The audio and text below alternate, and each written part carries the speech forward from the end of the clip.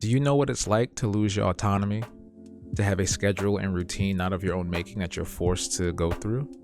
That's what I had to deal with when I had a mental health breakdown a few years ago that led me to live in a psychiatric facility. This is also what my character has to go through in my latest series, Unit 333 Reveries, a cosmic horror graphic novel based on my own mental health journey.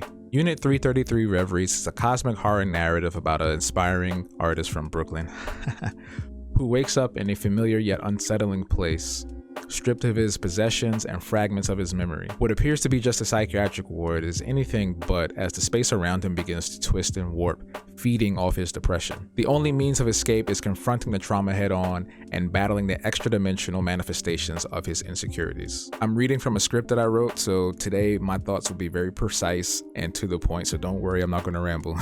In 2018, I created Unit 333 Introspect, an art exhibition and graphic novel under the same exact premise as Reveries. It was well received and the turnout for the exhibition was phenomenal. This was a time where the conversation of mental health in the Black community was on top and everyone cared. Hell, even celebrities like Kid Cudi and Kanye West spoke out about their mental health issues. It was the best time to really speak out about these things. Unfortunately, that conversation has died down and society has moved on. Most people think of mental health as a point A to point B ending, and that's it.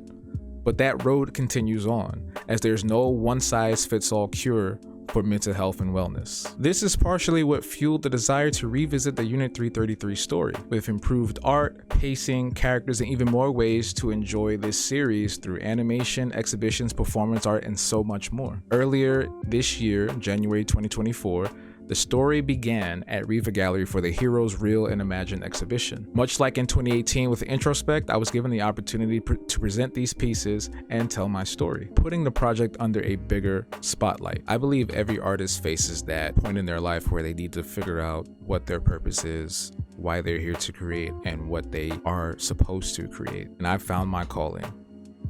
Mine is to develop this story to continue the conversation about mental health, to continue the conversation within the Black community and promote mental health and wellness in a way that it doesn't shun anybody and we can learn more and be more aware. This is my mission.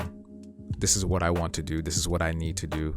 Developing this series is not going to be easy, and I know that with all my heart, but I am up for the challenge and I'm ready to get this going. With your help, yes, you, my community, and the people that are interested in this series. With your help, we can bring this vision to fruition. You can support the development of this project by signing up to the Habtoons Patreon. There you can see the entire journey of the Unit 333 series with exclusive art, behind the scenes content, members only prints and merch, and so much more. I promise you, we are working really hard to make this beneficial for y'all. Trust me. As of recording this, we have a special deal for the first 50 people to sign up for the $1 a month tier. You'll be locked into that rate for your lifetime and listed as a founding member on my website via the Hall of Habgoblins. If you are interested in the other tiers that I offer, here they are. Get a look, pause to read. All funding from Patreon goes directly back into Habtoons, the development of Unit 333, as well as future projects. As a Black creative, as an independent artist, as you know, if you know, you know, crowdfunding is one of the sole ways that we can create and still have full agency of the stories that we want to see and the stories that we want to tell. Just like the greats, Spike Lee and Issa Rae, who also crowdfunded a lot of their projects so they could tell their stories and showcase work that was outside of the norm. And I think that's really important. To go off script a little bit here, I think that's really important because a lot of the times when we do have the funding from a big corporation or a company or a studio, they twist and weave and turn the story or the characters into something that they were not, and it dilutes the message. And I want to make sure that what I create for you, what I create for me, what I create for us never gets diluted, that the message still stays tight, that the message still stays there.